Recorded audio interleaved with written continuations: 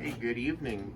Today I'm going to do an update on one of Canada's cheapest semi-automatic shotguns, the ATA Psy, or CY.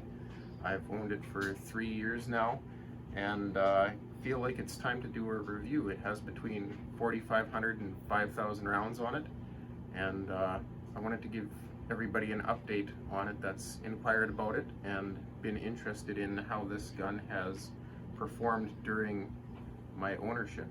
So I've broken the gun down into all its components because it needed a major cleaning before season starts in a few weeks. I did go out and get a different shotgun, a Beretta A400, just for some comfort reasons, but that's not to say I'm not going to use this still.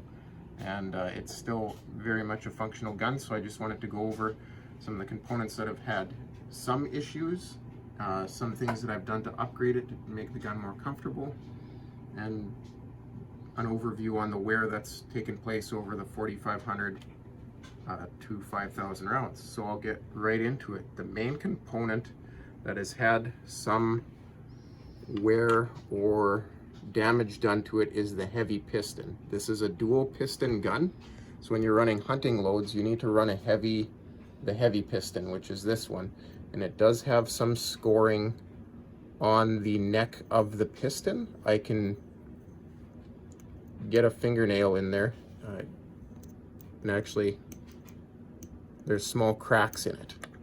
Now, it hasn't caused a failure yet, and what I did was I tried to contact ATA, and that was a complete failure.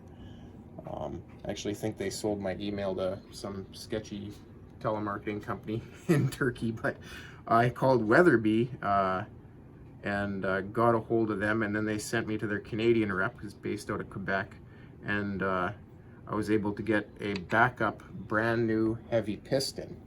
Now again, this one hasn't failed yet. It hasn't caused a failure, but just in case, I've got the backup heavy piston. The light piston is showing no signs of damage other than some discoloration from powder burn, and it's totally fine.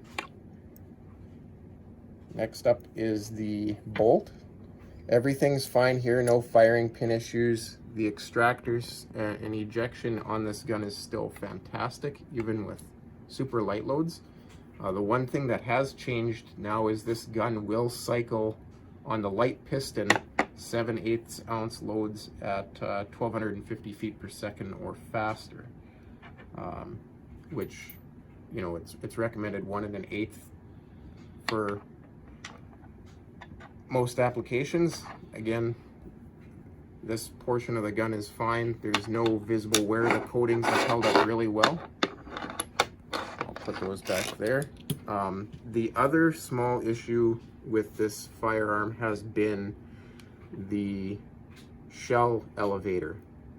This component right here absolutely hates being dirty. So if it gets gummed up, there's a good chance you'll have a failure to feed. I went a little long on a cleaning. Usually I clean it every 250 rounds, and I was shooting a lot of lead. And it was probably at about round 600 that I started to get some failure to feeds because this was not functioning properly. Once I cleaned it up, it went back to being fine, and since I've kept it clean, I've had no issues. But that is something to watch for. Just keep this clean, minimal oil, just a little bit of oil in there, and pretty much nothing on the outside, and you shouldn't have any issues. The op rod holding up really well.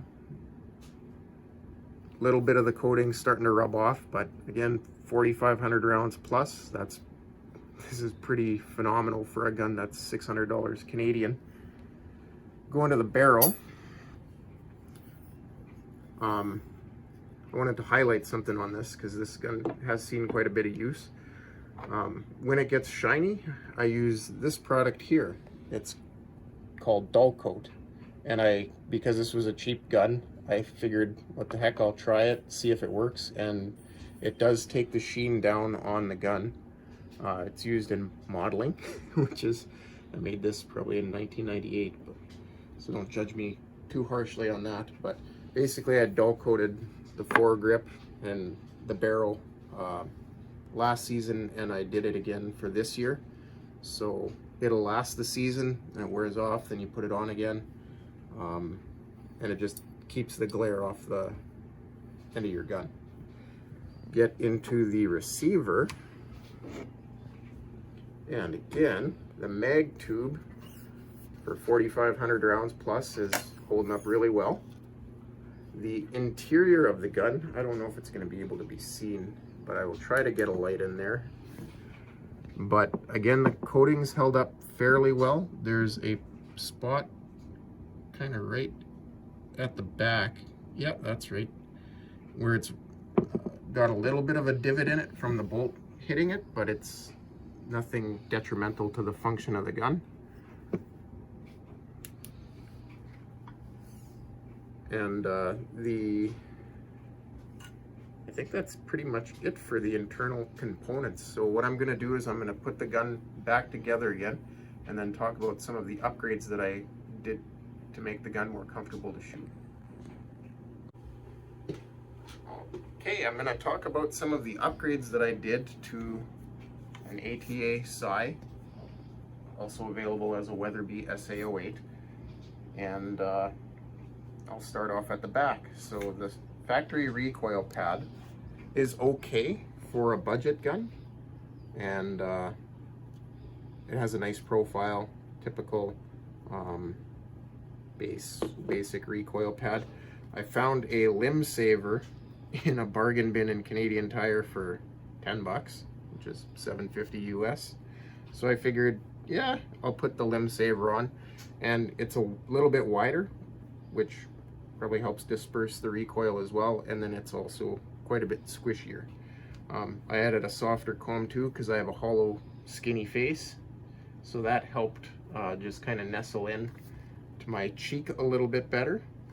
And then moving down to the front, one of the issues with the Turkish guns or cheap shotguns is the light pipe might not necessarily be the best quality or even transmit light, and that was the case with this one. So I punched that out, and I had a piece of green light pipe lying around, and I shoved it in there almost immediately after having this firearm, and it's been in there ever since. And there's a little piece of JB Weld in there, or blob of JB Weld, kind of holding it in one spot, but it hasn't come out, and it's been through close to 1,750, 1,800 hunting rounds. So I think that's pretty good.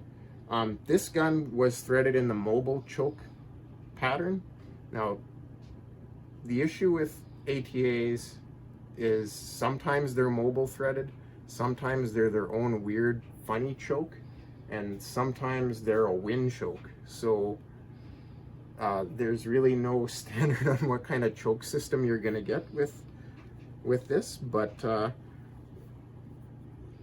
that would be about the only thing. So what I had done is once I realized it was mobile, I got a Carlson cremator long range, and then I have a Carlson cremator, basically an improved cylinder, and this one's ported. This one's not.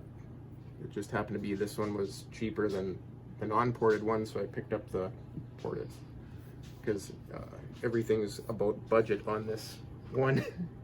And the things I like about this firearm still is it's lightweight, 6 3/4 pounds, and it has a surprisingly good trigger at just a little over, or right around 5 pounds, 5 ounces. And its functionality has been good. It's an old school shotgun. The controls are fairly small on it, but again, I have skinny hands and fingers, so I've never had an issue operating it. And the only malfunctions it's had in the field were not gun related, but ammo related. I had some older swollen ammo, and it didn't want to feed them. And other than that, as long as I've given it new ammo that's not been potentially sitting in a humid place for half the season, It's worked really well, and I would recommend this as an entry-level shotgun to anyone wondering. And that's my 4,500 to 5,000 round review on the ATA Psi or Weatherby SA-08. Thank you for watching.